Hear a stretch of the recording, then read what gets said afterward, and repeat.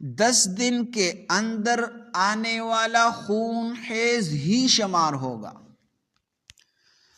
سوال یہ ہے، ایک عورت کو ہر مہینے 6 یا 7 دن حیض رہتا ہے، لیکن کبھی کبھار 5 دن گزرنے کے بعد جب صبح اٹھتی ہے تو کوئی خون وغیرہ نہیں ہوتا۔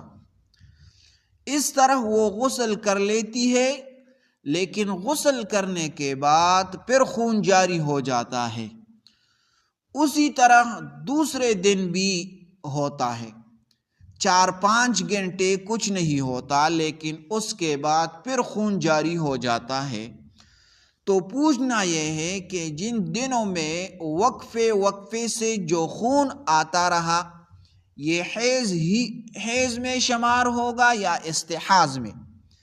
یعنی اگر کسی عورت کو 5 یا 6 گھنٹے یا کم و بیش وقت کے بعد پھر خون جاری ہو جائے تو وہ حیض شمار ہوگا یا نہیں؟ دوسرا، ہر مہینے جو دن مقرر ہے اور ان مقررہ دنوں کے بعد ایسا ہو جائے تو پھر کیا حکم ہے؟ تو جواب یہ ہے، حیض کی کم سے کم مدت 3 دن ہے۔ کم سے کم مدت یہ 3 دن ہے، اور زیادہ سے زیادہ مدت 10 دن ہے۔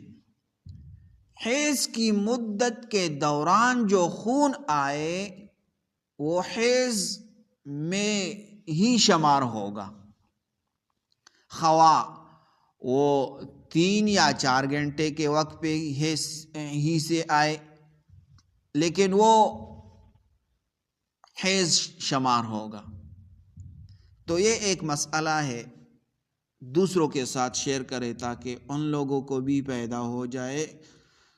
اکثر عورتوں کو یہ مسئلہ سمجھ نہیں آتا، اور اکثر عورتوں کو یہ معلوم نہیں ہے کہ حیض کیا ہے، حیض کے اندر کیا کرنا چاہیے، یہ کون سی بیماری ہے، اس سے نماز ہو سکتا ہے یا نہیں ہوتا، اس سے روزہ ہو سکتا ہے یا نہیں۔ تو لہٰذا یہ دوسروں کے ساتھ شیئر کرے، آپ ثواب حاصل کریں گے۔ جزاکم اللہ احسن الجزا۔